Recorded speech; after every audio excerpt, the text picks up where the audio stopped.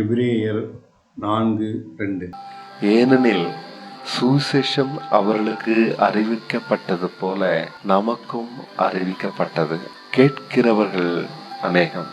கேட்கிறவர்கள் விசுவாசம் இல்லாமல் கேட்டபடியினால் அவர்கள் கேட்ட வசனம் அவர்களுக்கு பிரயோஜனப்படவில்லை. எல்லாருக்கும் வசனம் தெரியும். பாவ சரீரம் ஒழிஞ்சு போச்சு, நாம அவரோட சிலுவையில அறையப்பட்டோம்.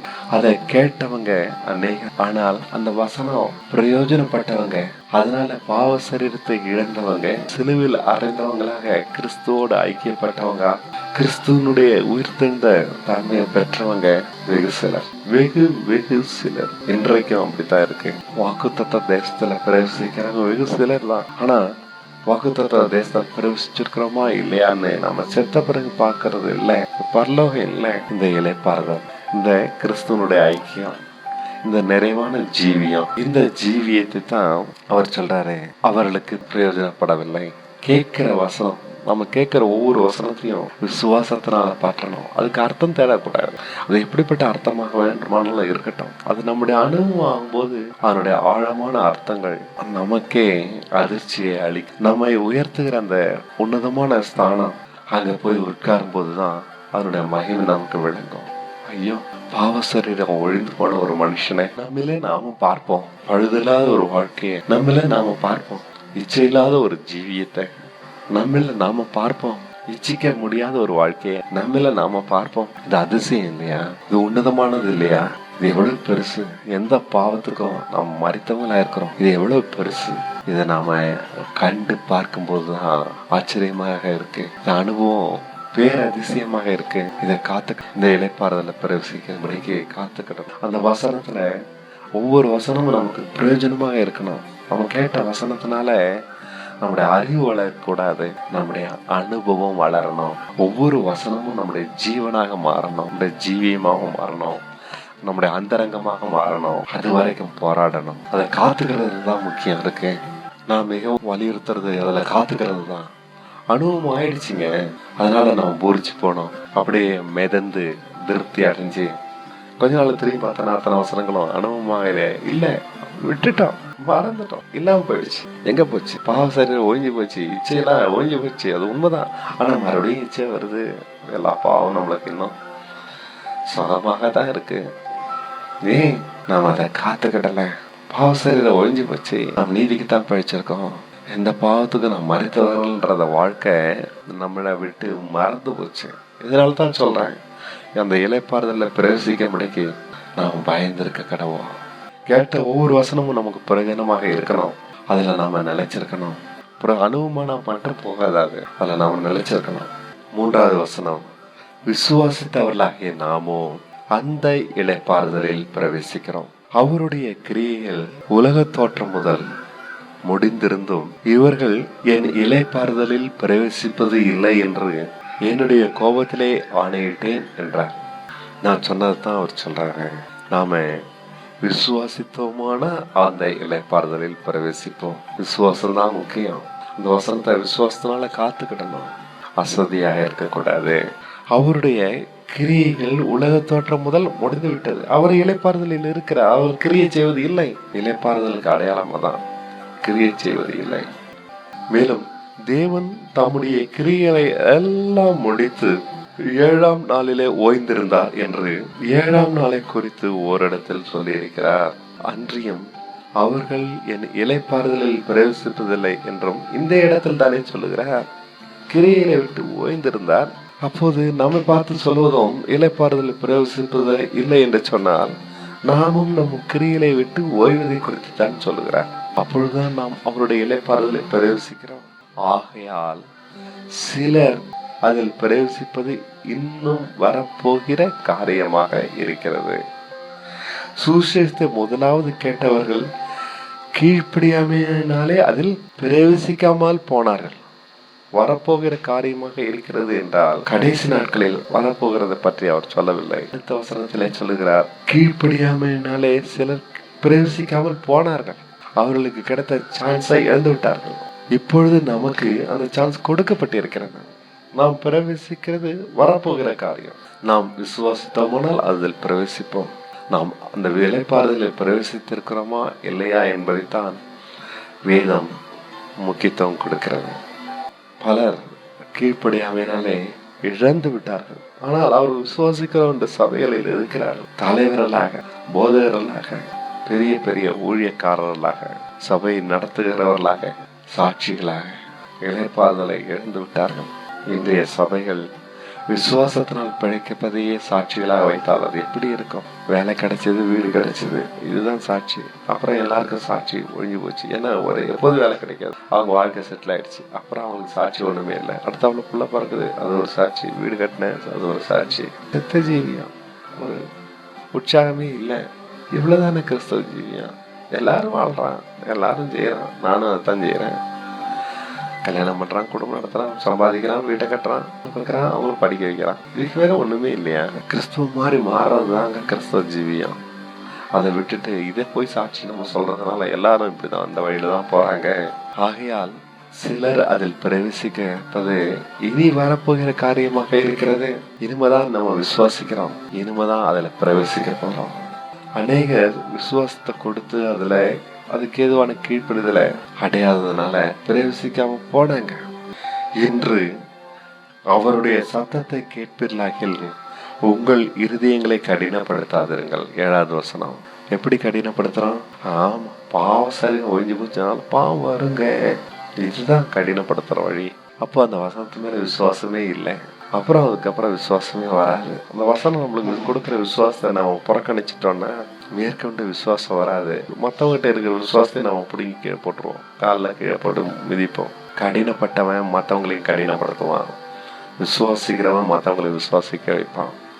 அதனால நம்ம விசுவாசிக்கிறவங்களோட தான் நம்ம சேர்ந்திருக்கணும், கடினப்பட்டவங்களோட சேரக்கூடாது. உங்கள் இருதயங்களை கடினப்படுத்தாதீர்கள் என்று வெகு காலத்துக்கு முன்பு தாவீதின் சங்கீதத்தை சொல்லியிருந்திருக்கிறபடி இன்று என்று சொல்வதனால பின்னும் ஒரு நாளை குறித்திருக்கிறார். அது இன்று நாள், இன்றைக்கு தான். அது யோசுவா அவர்களை இளைப்பாறுதலுக்குள் படுத்தி இருந்தால் பின்பு அவர் வேறொரு நாளை குறித்து சொல்லியிருக்க மாட்டாரே. ஆகையால் தேவனுடைய ஜனங்களுக்கு இளைப்பாறுகிற காலம் இனி வருகிறதாக இருக்கிறது. அதாவது தாவீதின் காலத்துல நின்று இந்த வார்த்தையை பேசுறார். தாவீதின் காலத்துல இளைப்பாறுதல் கிடைக்கல, யோசுவாவின் காலத்துல இளைப்பாறுதல் கிடைக்கல.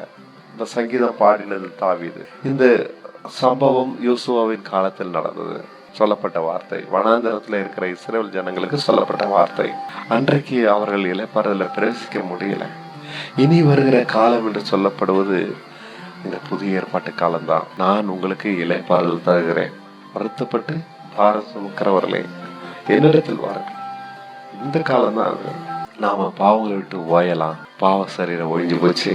ஏனெனில் அவருடைய இளைப்பாறுதலில் பிரவேசித்தவன் தேவன் தம்முடைய கிரிகளை முடித்து ஓய்ந்தது போல தானும் தன் கிரிகளை முடித்து ஓய்ந்திருப்பான். பாவ சரீரம் ஒழிஞ்சு போச்சு, நம்முடைய கிரிகளை முடிச்சு ஓய்ஞ்சிருக்கலாம். நம்முடைய நோய்கள் அழிச்சிட்டாரு, நம்முடைய கிரிகளை முடிச்சு ஓய்ந்திருக்கலாம். நம்மளை எதுவுமே மேற்கொள்ளாரு, தைரியமாக இருக்கலாம். விசுவாசத்தினால அந்த இளைப்பாறுதல பிரவேசிக்கலாம். வேற எந்த விதத்திலும் பிரவேசிக்க முடியாது. நாம டிரான்ஸ்டென்டல் மெடிடேஷன் பண்ணி தேவனுடைய இளைப்பாறுதல பிரவேசிக்க முடியாது. நம்ம மனசை வேணா அமைதிப்படுத்திக்கலாம். தேவனுடைய இளைப்பாறுதல் ஜீவன் உள்ளது, அது உண்மையானது. டிரான்ஸ்டென்டல் மெடிடேஷன்லாம் அமைதியான ஒரு நிலையை நம்மகிட்ட ஏற்படுத்தும். ஆனா கடன் தரேன் பிரச்சனை நம்மள அமைதியை குலைச்சி போட்டுருவோம். அதெல்லாம் நிலைக்காது. பிரச்சனை இல்லாம வாழ்றவங்களுக்கு தான் டிஎம், டிரான்ஸ்டென்டல் மெடிடேஷன். போராடுறவங்களுக்கு அது உதவவே உதவாது. ஏனெனில் அவருடைய இளைப்பாறுதலில் பிரவேசித்தவன் தேவன் தம்முடைய கிரியைகளை விட்டு ஓய்ந்திருப்பது போல. நாம கிரியை செய்ய மாட்டோம், நம்முடைய பிரயாசத்தை, நம்முடைய மூளையை பயன்படுத்த மாட்டோம், நம்முடைய அதிகாரத்தை, நம்முடைய பணத்தை நம்ப மாட்டோம், அல்லது மனுஷர்ல சார்ந்திருக்க மாட்டோம். கடவுள் கிரியை செய்ய, தேவன் நம்ம நடப்போம். அவர் கிரியை செய்யறாருங்க, அதனால நான் கிரியை செய்யறேன். இதுதான் விசுவாசத்தினால பிழைக்கிற ஒரு மனுஷன், அல்லது உயிர்த்தெழுந்த ஜீவியம், புதிதான ஜீவியம். இந்த ஜீவியம் தான் கிறிஸ்தவ ஜீவியம். பழைய வாழ்க்கை கிறிஸ்தவ ஜீவியம் இல்லை, புது சிருஷ்டி. மாறி போனவன், மரணத்தை தாண்டின ஒரு வாழ்க்கை. பழையன எல்லாம் அங்க இருக்காது, ஒன்று கூட இருக்காது. இப்படிப்பட்ட ஜீவியம் தான் புதிய ஏற்பாட்டு ஜீவியம். இளைப்பாறுதலில் பிரவேசித்த ஜீவியம். கடவுள் பார்த்துக்கிறார். தேவனை சார்ந்திருக்க. பரீட்சை எழுத முடியல, படிக்க முடியல, கடவுள்கிட்ட விட்டுட்டு பேசாம நடந்துகிட்டே இருக்கேன், இளைப்பாறுதல பிரவேசிச்சிருக்கேன். ஆகையால் அந்த திருஷ்டாந்தத்தின்படி ஒருவனாகிலும் கீழ்ப்படியாமையினாலே இதற்கு கீழ்ப்படியணும், விசுவாசத்திற்கு கீழ்ப்படியணும்.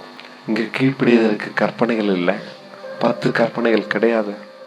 போய் சொல்லாத, திருடாத, அதை செய்யாத, இதை செய்யாத, வெள்ளச்சட்டை போடாத, சபைகள் கிடையாது. போலியான சபைகளுக்கு இங்கு கிடையாது. கீழ்ப்படிய வேண்டியது விசுவாசத்திற்கு தான், விசுவாசத்துக்காக கொடுக்கிற தரிசனத்துக்கு தான், வசனத்துக்கு தான். இந்த வசனம் சொல்லுது பாவ சரீரம் ஒழிஞ்சு போச்சுன்னு. அதற்கு தான் நாம விசுவாசத்தினால கீழ்ப்படினோம். ஆமா, ஒழிஞ்சு போச்சு. நோய் சிலையில் அறையப்பட்டாச்சு, அதுக்கு தான் நம்ம கீழ்ப்படினோம். ஆமா, அறையப்பட்டாச்சு. கீழ்ப்படியானா நோய் நம்மளை மேற்கொள்ளத்தான் செய்யுது. எல்லா விதத்திலும் பழைய தன்மை எல்லாமே தேவவசனம் அழிக்குது, புறம்பாக்குது, நிர்மூலமாக்குது, இல்லாம போக பண்ணுது. பழன எல்லாம் ஒழிந்து போயின, எல்லாம் புதிதாயின.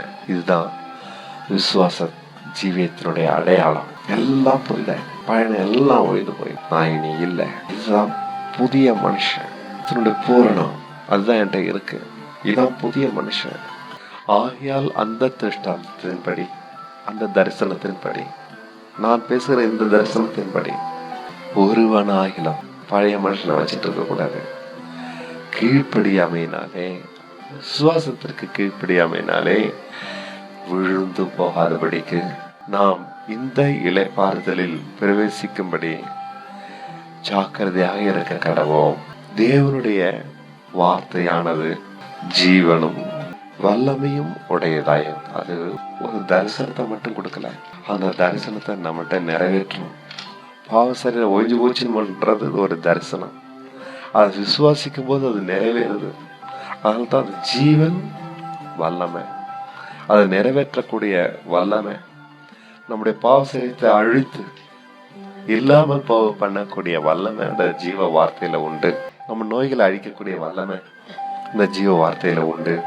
ஜீவனும் வல்லமையும் உள்ளதாயும் இரு புறமும் கருக்குள்ள எந்த பட்டயத்தை பார்க்கலும் கருக்கானதும், அது மொட்டையானது இல்லை, அது அழிக்கும்.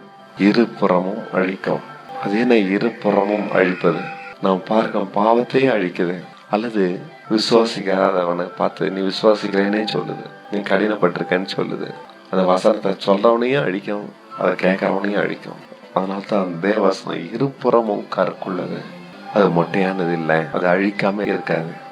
ஆத்மாவையும் ஆவியையும் கணுக்களையும் ஊனையும் பிரிக்கத்தக்கதாக உருவ குத்துகிறதாயும் நம்முடைய புத்திய பிரித்திடும். தேவனுடைய ஆலோசனை நிலைப்படலாம். நம்முடைய புத்திய உருவ குத்தி சின்னாபின்னமாக்கிடும். நம்முடைய ஆலோசனைகளை சின்னாபின்னமாக்கிடும். தேவனுடைய ஆலோசனையை நிலைப்படுத்தும். ஆத்மாவை உருவ குத்தி ஆவியை நிலைப்படுத்தும். கணுக்களையும் ஊனையும் உருவ குத்தி பிரிவினையை தடுத்துடும். நம்முடைய ஆலோசனை எல்லாம் பிரிந்து போக பண்ணுது. உருவ குத்தி ஊனை மாம்சத்தை உருவ குத்தி பிரிந்து போகக்கூடிய எண்ணங்களை உருவ குத்தி கணுக்கள் பிணைக்கிறது, நிலைத்திருக்க வைக்கிறது. இருதயத்தின் நினைவுகளையும் யோசனைகளையும் வகையறுக்கிறதாயும் சரியானபடி சிந்திக்க வைக்கிறது. வகையறுக்குது. சரியில்லாத யோசனைகள் ஆற்றியும் எடுத்து போடுது. ஏற்ற ஆலோசனைகளை தந்து அதுல நிலைத்திருக்க வைக்குது. அவருடைய பார்வைக்கு மறைவான சிருஷ்டி ஒன்றுமில்லை, சகலமும் அவருடைய கண்களுக்கு முன்பாக நிர்வாணமாயும் வெளியரங்கமாகவும் இருக்கிறது. வசனத்தை பத்தி சொல்லிட்டு இப்போ அவர்ன்னு பேசுறாரு. அந்த வசனத்துக்கு முன்னாடி நம்முடைய அந்தரங்க யோசனைகள் எல்லாம் நிர்வாணமாக இருக்கு. நம்முடைய இச்சைகள் மறைவான அந்தரங்கமாக ஊடும் கணக்கோடு ஒட்டிக்கிட்டு இருக்கு. அதை புரிச்சு தூக்கி போடுது. எதுவுமே அவருக்கு முன் மறைச்சு வைக்க முடியாது. அந்த வசனத்துக்கு முன்னாடி அந்த வசனம் வரும்போது பாவம் அழிக்கப்படுது, மாம்சம் அழிக்கப்படுது, நியாயந்திருக்கப்படுது, நம்முடைய சிந்தனைகள் சீர்படுத்தப்படுது, நம்முடைய யோசனைகள் நிலைவரப்படுது. சரியானபடி சிந்திக்கிறோம். தந்திரமான யோசனைகள் அங்க நியாயந்திருக்கப்படுது.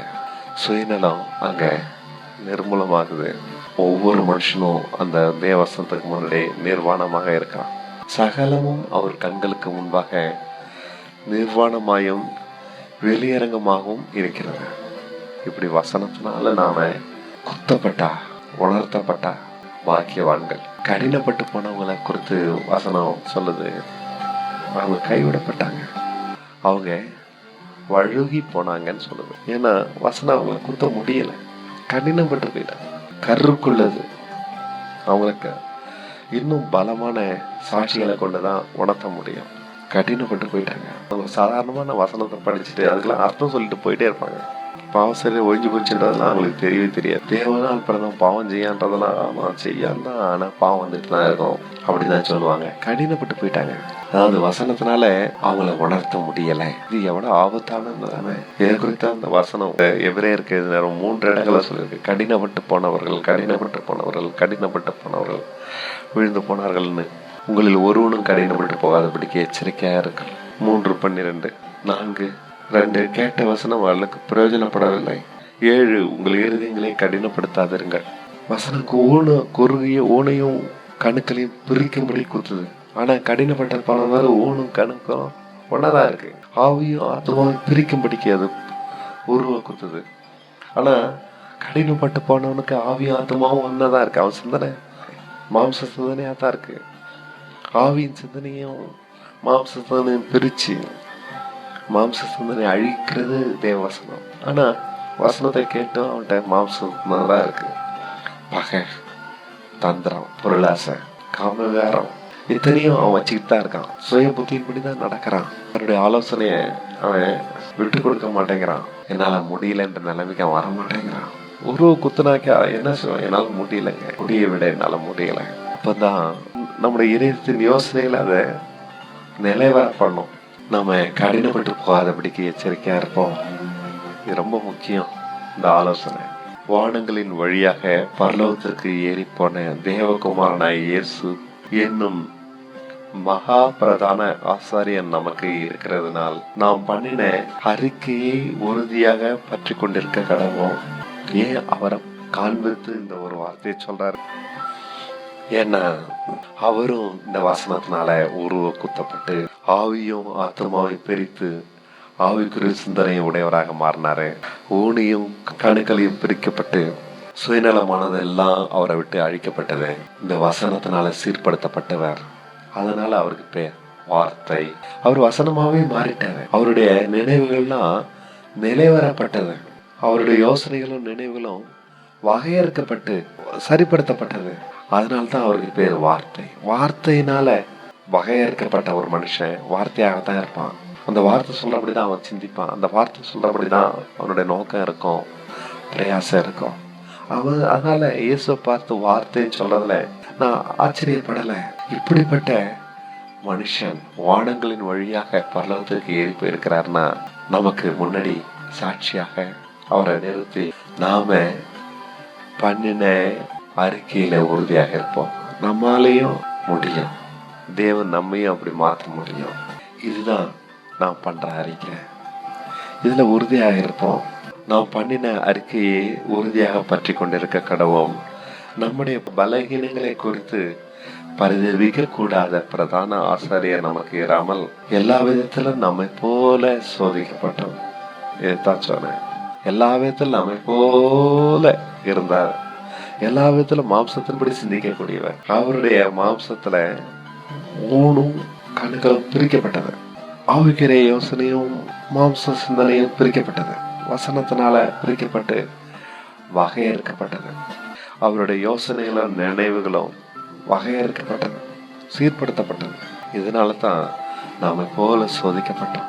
பாவம் இல்லாத இருக்கிற பிரதான ஆசாரியரே நமக்கு இருக்கிறார். நிர்பந்தம். பாவம் பலமானது, பாவம் நிர்பந்தமானது, கட்டாயப்படுத்தும்.